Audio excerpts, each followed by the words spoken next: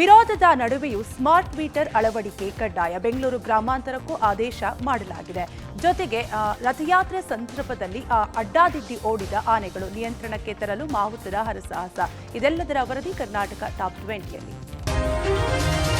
ಸಾಕಷ್ಟು ವಿವಾದ ಸೃಷ್ಟಿಸಿದ್ದ smart meter ಅಳವಡಿಕೆ ಕೋಲಾಹಲಕ್ಕೆ ಕಾರಣವಾಗಿತ್ತು. ಇದೀಗ ತೀವ್ರ ವಿರೋಧದ ನಡುವೆಯೂ ಕೂಡ ಸ್ಮಾರ್ಟ್ ಮೀಟರ್ಗಳ ಅಳವಡಿಕೆಗೆ ಬೆಸ್ಕಾಂ ಮುಂದಾಗಿದೆ. ಬೆಸ್ಕಾಂ ವ್ಯಾಪ್ತಿಯ ಗ್ರಾಮಾಂತರ ಪ್ರದೇಶಗಳಲ್ಲಿ ಜುಲೈ 1ರಿಂದ ಹೊಸ ಮತ್ತು ತಾತ್ಕಾಲಿಕ ವಿದ್ಯುತ್ ಸಂಪರ್ಕಕ್ಕೆ ಸ್ಮಾರ್ಟ್ ಮೀಟರ್ ಅಳವಡಿಕೆ ಕಡ್ಡಾಯ ಆದೇಶ ಹೊರಡಿಸಲಾಗಿದೆ. ಬೆಂಗಳೂರಿನಲ್ಲಿ ಈಗಾಗಲೇ ಕಡ್ಡಾಯಗೊಳಿಸಿರುವ ಬೆಸ್ಕಾಂ ಈಗ ಬೆಂಗಳೂರು ಗ್ರಾಮಾಂತರಕ್ಕೂ ಕಡ್ಡಾಯ ಮಾಡಲಾಗಿದೆ. ಬೆಂಗಳೂರು ವ್ಯಾಪ್ತಿಯ ಗ್ರಾಮಾಂತರ ಪ್ರದೇಶಗಳಲ್ಲಿ 2025ರ ಜುಲೈ 1ರಿಂದ ಹೊಸ ಮತ್ತು ತಾತ್ಕಾಲಿಕ ವಿದ್ಯುತ್ ಸಂಪರ್ಕ ಪಡೆಯುವ ಗ್ರಾಹಕರು ಸ್ಮಾರ್ಟ್ ಮೀಟರ್ ಅಳವಡಿಕೆ ಕಡ್ಡಾಯಗೊಳಿಸಿ ಆದೇಶಿಸಲಾಗಿದೆ. ಹೊಸ ಹಾಗೂ ತಾತ್ಕಾಲಿಕ ವಿದ್ಯುತ್ ಸಂಪರ್ಕಗಳಿಗೆ ಗ್ರಾಹಕರು ಅರ್ಜಿ ಸಲ್ಲಿಸಿ ಬೆಸ್ಕಾಂನ ನೋಂದಾಯಿತ ಮಳಿಗೆಗಳಿಂದ ಸ್ಮಾರ್ಟ್ ಮೀಟರ್ಗಳನ್ನು ಖರೀದಿಸಿ ವಿದ್ಯುತ್ ಸಂಪರ್ಕ ಪಡೆಯಬಹುದು ಅಂತ ಬೆಸ್ಕಾಂ ಪ್ರಕಟಣೆ ಹೊರಡಿಸಿದೆ. ಹಂತ ಹಂತವಾಗಿ ಸ್ಮಾರ್ಟ್ ಮೀಟರ್ ಅಳವಡಿಸಲು ಬೆಸ್ಕಾಂ ಮುಂದಾಗಿದೆ. ರಾಜ್ಯದಲ್ಲಿ ಹೊಸ ಮನೆ ಕಟ್ಟೋರಿಗೆ ಈಗ ಪವರ್ ಕನೆಕ್ಷನ್ ಬಿಸಿ ತಟ್ಟಲಿದೆ. ಬಿ ಖಾತೆ ಸೈಟ್ನಲ್ಲಿ ಮನೆ ಕಟ್ಟಿದವರಿಗೆ ಓಸಿ ಸಿಗ್ತಾ ಇಲ್ಲ. ಹೀಗಾಗಿ ವಿದ್ಯುತ್ ಸಂಪರ್ಕ ಸಿಗದೆ ಒದ್ದಾಟ ಮಾಡುವಂತಹ ಪರಿಸ್ಥಿತಿ ನಿರ್ಮಾಣ ಆಗಿದೆ. ಕಟ್ಟಡದ ಸ್ವಾಧೀನ ಅನುಭವದ ಪತ್ರ ಕಡ್ಡಾಯ ಮಾಡಿರೋದ್ರಿಂದ ಬಿ ಖಾತಾ ಸೈಟ್ನಲ್ಲಿ ಹೊಸ ಮನೆಗಳಿಗೆ ವಿದ್ಯುತ್ ಸಂಪರ್ಕ ನೀಡುವ ಪ್ರಕ್ರಿಯೆ ಸ್ಥಗಿತಗೊಂಡಿದೆ. ಹೀಗಾಗಿ ಬೆಂಗಳೂರಿನಲ್ಲಿ ಬರೋಬ್ಬರಿ 1,25,000 ಮನೆಗಳಿಗೆ ಯಾವುದೇ ವಿದ್ಯುತ್ ಸಂಪರ್ಕ ಸಿಗ್ತಿಲ್ಲ. ರಾಜ್ಯದಲ್ಲಿ ಸುಮಾರು 4 ಲಕ್ಷ ಮನೆಗಳಿಗೆ ಸಂಪರ್ಕ ಬಾಕಿ ಇದೆ. ಇಂಧನ ಇಲಾಖೆ ಕೇಳಿದ್ರೆ ಸುಪ್ರೀಂ ಕೋರ್ಟ್ನತ್ತ ಬೊಟ್ಟು ಮಾಡ್ತಿದೆ. ಆದ್ರೆ ಬೇರೆ ರಾಜ್ಯದಲ್ಲಿ ಕಡ್ಡಾಯವಲ್ಲದ ನಿಯಮ ನಮ್ಮ ರಾಜ್ಯದಲ್ಲಿ ಯಾಕೆ? ಈ ಆದೇಶ ಹೊರಬೀಳೋಕು ಮುಂಚೆನೆ ಅರ್ಜಿ ಸಲ್ಲಿಸಿದವರಿಗೂ ಈ ನಿಯಮ ಅನ್ವಯಿಸಿದ್ದು ಕೊಂಚ ವಿನಾಯಿತಿ ನೀಡಬೇಕು ಅಂತ ವಿದ್ಯುತ್ ಗುತ್ತಿಗೆದಾರರು ಆಗ್ರಹಿಸಿದ್ದಾರೆ. ಬೆಸ್ಕಾಂ ಬಂದು 4ನೇ ತಾರೀಕು ಏಪ್ರಿಲ್ 2025ಗೆ ಆದೇಶವನ್ನು ಮಾಡಿದೆ. 1,25,000 ಅಧಿಕ ಕಟ್ಟಡಗಳು, ನಾನು BBMP ವ್ಯಾಪ್ತಿ ಅಷ್ಟೇ ಹೇಳ್ತಾ ಇದ್ದೆ. ಏಕಾಏಕಿ ಆದೇಶ ಜಾರಿ ಆದ್ರಿಂದ 4/4/2025ರಿಂದ ಯಾವ್ಯಾವ ಕಟ್ಟಡಗಳಿಗೆ ಇಲಾಖೆ ವತಿಯಿಂದ ಅನುಮೋದನೆ ಆಗಿದೆ ಅಂತವಕ್ಕೆ ನೀವು ವಿದ್ಯುತ್ ಸಂಪರ್ಕವನ್ನು ಕೊಡುವ ಮುಖಾಂತರ ಈ ರಾಜ್ಯದ ಗ್ರಾಹಕರಿಗೆ ಅನುಕೂಲ ಮಾಡಿಕೊಡ್ಬೇಕು ಅಂತ. ಅಹಮದಾಬಾದ್ನಲ್ಲಿ ನಡೆಯುತ್ತಿರುವ ಜಗನ್ನಾಥ ರಥಯಾತ್ರೆಯ ವೇಳೆ ಭಾರೀ ದುರಂತವೊಂದು ತಪ್ಪಿದೆ. ಅಹಮದಾಬಾದ್ನಲ್ಲಿ ನಡೆದ 148ನೆಯ ಭಗವಾನ್ ಜಗನ್ನಾಥ ರಥಯಾತ್ರೆ ಮೆರವಣಿಗೆಯಲ್ಲಿ ಆನೆಗಳು ನಿಯಂತ್ರಣ ಕಳೆದುಕೊಂಡು ಅಡ್ಡಾದಿಡ್ಡಿ ಓಡಿರುವ ವಿಡಿಯೋ ವೈರಲ್ ಆಗಿದೆ. ಇಷ್ಟು ವರ್ಷದ ರಥಯಾತ್ರೆಯಲ್ಲಿ ಇದೇ ಮೊದಲ ಬಾರಿಗೆ ಇಂಥದ್ದೊಂದು ಘಟನೆ ನಡೆದಿದೆ. ಯಾತ್ರೆಯನ್ನ ನೋಡಲು ಬಂದಿದ್ದ ಭಕ್ತರನ್ನ ನೋಡಿ ಭಯಗೊಂಡು ಓಡಿರಬಹುದು ಅಂತ ಹೇಳಲಾಗುತ್ತಿದೆ. ಸ್ವಲ್ಪ ಸಮಯದಲ್ಲಿ ಮಾವುತನ ನಿಯಂತ್ರಣಕ್ಕೆ ಬಂದಿವೆ. ಅದೃಷ್ಟವಶಾತ್ ಯಾವುದೇ ಅನಾಹುತಗಳು ಸಂಭವಿಸಿಲ್ಲ.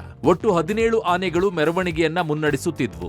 ಮೆರವಣಿಗೆಯ ವೇಳೆ ವಾದ್ಯದ ಶಬ್ದಕ್ಕೆ ಆನೆಗಳು ಬೆದರಿರಬಹುದು ಎನ್ನಲಾಗುತ್ತಿದೆ. ಸದ್ಯ ಸ್ಥಳದಲ್ಲೇ ಇದ್ದ ಮೃಗಾಲಯ ವೈದ್ಯರಿಂದ ಆನೆಗಳಿಗೆ ಅರವಳಿಕೆ ಮದ್ದು ನೀಡಿ ನಿಯಂತ್ರಣಕ್ಕೆ ತರಲಾಗಿದೆ. ಕಾನೂನು ವಿದ್ಯಾರ್ಥಿನಿ ಮೇಲೆ ಕಾನೂನು ಕಾಲೇಜಿನ ಆವರಣದಲ್ಲೇ ಸಾಮೂಹಿಕ ಅತ್ಯಾಚಾರವೆಸಗಿರುವ ಘಟನೆ ಕೋಲ್ಕತ್ತಾದಲ್ಲಿ ನಡೆದಿದೆ. ಕಳೆದ ವರ್ಷವಷ್ಟೇ ವೈದ್ಯಕೀಯ ವಿದ್ಯಾರ್ಥಿನಿ ಮೇಲೆ ಸಾಮೂಹಿಕ ಅತ್ಯಾಚಾರ ನಡೆದಿದ್ದ ಘಟನೆ ಇಡೀ ದೇಶವನ್ನೇ ಬೆಚ್ಚಿ ಬೀಳಿಸಿತ್ತು. ಇದೀಗ ಕಾನೂನು ಕಾಲೇಜಿನ ಆವರಣದಲ್ಲೇ ವಿದ್ಯಾರ್ಥಿನಿಯ ಮೇಲೆ ಸಾಮೂಹಿಕ ಅತ್ಯಾಚಾರ ನಡೆದಿದೆ. ದಕ್ಷಿಣ ಕೋಲ್ಕತ್ತಾದ ಕಸ್ಬಾದಲ್ಲಿರುವಂತಹ ಕಾನೂನು ಕಾಲೇಜಿನೊಳಗೆ ನಡೆದ ಅತ್ಯಾಚಾರ ಪ್ರಕರಣಕ್ಕೆ ಸಂಬಂಧಿಸಿದಂತೆ 3 ಬಂಧಿಸಲಾಗಿದೆ. ಜೂನ್ 25ರ ಸಂಜೆ ಘಟನೆ ನಡೆದಿದೆ. ಆರೋಪಿಗಳಲ್ಲಿ 31 ವರ್ಷದ ಮನೋಜಿತ್ ಮಿಶ್ರಾ, 19 ವರ್ಷದ ಜೈಬ್ ಅಹಮದ್ ಮತ್ತು 20 ವರ್ಷದ ಪ್ರಮೀತ್ ಮುಖರ್ಜಿ ಬಂಧಿಸಲಾಗಿದೆ. ಪೊಲೀಸರು 3 ಮೊಬೈಲ್ ಫೋನ್ಗಳನ್ನ ಸಹ ವಶಪಡಿಸಿಕೊಂಡು ವಿಧಿವಿಜ್ಞಾನ ಪರೀಕ್ಷೆಗೆ ಕಳುಹಿಸಿದ್ದಾರೆ. ಸದ್ಯ 3 ಆರೋಪಿಗಳನ್ನ 14 ದಿನ ಪೊಲೀಸ್ ಕಸ್ಟಡಿಗೆ ನೀಡಲಾಗಿದೆ. ಇನ್ನು ಘಟನೆಯನ್ನ ಬಿಜೆಪಿ ತೀವ್ರವಾಗಿ ಖಂಡಿಸಿದ್ದು ಮಮತಾ ಸರ್ಕಾರವನ್ನ ತರಾಟೆಗೆ ತೆಗೆದುಕೊಂಡಿದೆ. ಬಿಜೆಪಿ ನಾಯಕ ಮತ್ತು ತಮಿಳುನಾಡಿನ ಮಾಜಿ ಬಿಜೆಪಿ ಅಧ್ಯಕ್ಷ ಕೆ ಅಣ್ಣಾಮಲೈಗೆ ರಾಷ್ಟ್ರಮಟ್ಟದ ಜವಾಬ್ದಾರಿ ಸಿಗುವ ಮುನ್ಸೂಚನೆ ಸಿಕ್ಕಿದೆ. ಅಣ್ಣಾಮಲೈ ರಾಜ್ಯ ರಾಜಕೀಯದಲ್ಲಿ ಪ್ರಮುಖ ಪಾತ್ರವನ್ನು ವಹಿಸಲಿದ್ದಾರೆ ಮತ್ತು ರಾಷ್ಟ್ರಮಟ್ಟದ ಜವಾಬ್ದಾರಿಗಳನ್ನ ನೀಡಲಾಗುತ್ತೆ ಅಂತ ಹೇಳಿ ಕೇಂದ್ರ ಗೃಹ ಸಚಿವ ಅಮಿತ್ ಶಾ ಹೇಳಿದ್ದಾರೆ. ತಮಿಳುನಾಡನ್ನ ಮೀರಿ ಅಣ್ಣಾಮಲೈಗೆ ದೊಡ್ಡ ಪಾತ್ರದ ಬಗ್ಗೆ ಶಾ ಸುಳಿವನ್ನ ಕೊಟ್ಟಿರುವುದು ಇದೇ ಮೊದಲಲ್ಲ. ಏಪ್ರಿಲ್ ನಲ್ಲಿ ಅಣ್ಣಾಮಲೈ ರಾಜ್ಯ ಬಿಜೆಪಿ ಅಧ್ಯಕ್ಷ ಸ್ಥಾನದಿಂದ ಕೆಳಗಿಳಿದ ನಂತರ ಅಮಿತ್ ಶಾ ಅಣ್ಣಾಮಲೈ ಅವರ ಆಡಳಿತವನ್ನ ಶ್ಲಾಘಿಸಿದ್ರು. ಅಣ್ಣಾಮಲೈ ನಾಯಕತ್ವವನ್ನ ಶ್ಲಾಘನೀಯ ಅಂತ ಬಣ್ಣಿಸಿದ ಶಾ ತಮಿಳುನಾಡಿನಲ್ಲಿ ಪಕ್ಷದ ಹೆಜ್ಜೆ ಗುರುತನ್ನು ವಿಸ್ತರಿಸುವಲ್ಲಿ ಮತ್ತು ಪ್ರಧಾನಿ ಮೋದಿಯವರ ನೀತಿಗಳನ್ನು ತಳಮಟ್ಟಕ್ಕೆ ಕೊಂಡೊಯ್ಯುವಲ್ಲಿ ಅಣ್ಣಾಮಲೈ ಪ್ರಯತ್ನವನ್ನ ಬಣ್ಣಿಸಿದ್ರು. ಇದೀಗ 2026ರ ವಿಧಾನಸಭಾ ಚುನಾವಣೆಯ ನಂತರ ಬಿಜೆಪಿ ಮತ್ತು ಎಐಎಡಿಎಂಕೆ ಒಳಗೊಂಡಂತಹ ಎನ್ಡಿಎ ಮೈತ್ರಿಕೂಟ ತಮಿಳುನಾಡಿನಲ್ಲಿ ಸರ್ಕಾರವನ್ನ ರಚಿಸಲಿದೆ ಅಂತ ಹೇಳಿದ್ದಾರೆ.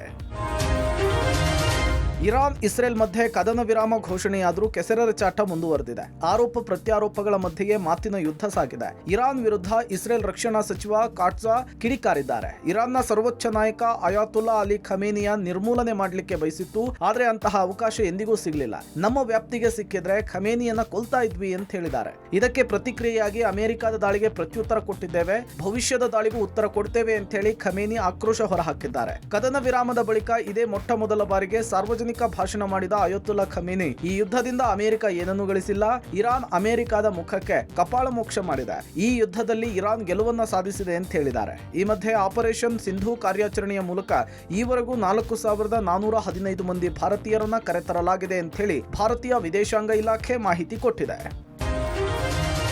ಇನ್ನು ಮೊದಲ ಆಷಾಢ ಶುಕ್ರವಾರ ಹಿನ್ನೆಲೆಯಲ್ಲಿ ಮೈಸೂರಿನ ಚಾಮುಂಡಿ ಬೆಟ್ಟದಲ್ಲಿ ಸಂಭ್ರಮ ಮನೆ ಮಾಡಿದೆ. ಮಧ್ಯರಾತ್ರಿ 2 ಗಂಟೆಯಿಂದ ಸಾವಿರಾರು ಸಂಖ್ಯೆಯ ಭಕ್ತರು ಚಾಮುಂಡೇಶ್ವರಿ ದರ್ಶನಕ್ಕೆ ಸರತಿ ಸಾಲಲ್ಲಿ ನಿಂತು ದರ್ಶನ ಪಡೆದಿದ್ದಾರೆ.